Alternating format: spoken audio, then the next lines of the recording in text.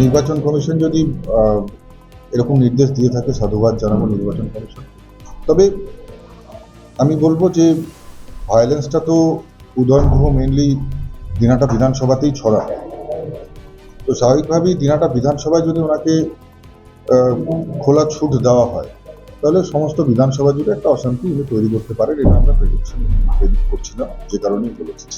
তো স্বাভাবিকভাবেই যদি উনি ওনার নিজের ভোট দিয়ে শান্তিপূর্ণভাবে বাড়িতে থাকুন এবং সেখান থেকে ভোটারদের খোঁজ খবর নিন, তাতে কোনো অসুবিধা নেই।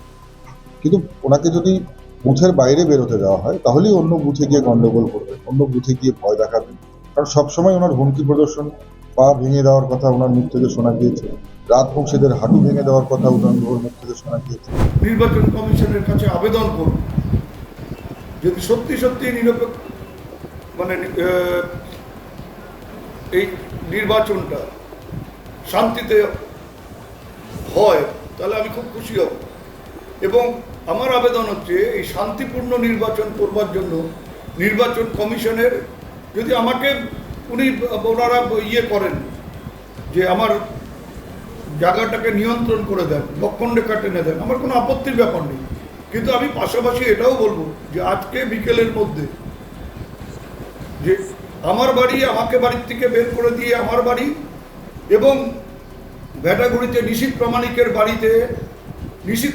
বাড়ির থেকে বের করে দিয়ে কেন্দ্র বাহিনী এবং রাজ্য পুলিশকে দিয়ে তল্লাশি চালানো হবে।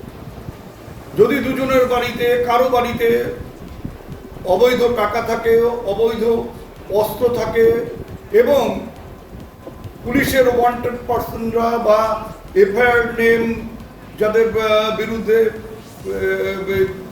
জামিন অযোগ্য মামলা আছে, তারা যদি আমাদের দুইজনের কারো বাড়িতে আশ্রয় নিয়ে থাকে, তাহলে আমাদেরকে গ্রেপ্তার করুক, তাহলে আমার মনে হয় খুব শান্তিপূর্ণ ভোট হবে।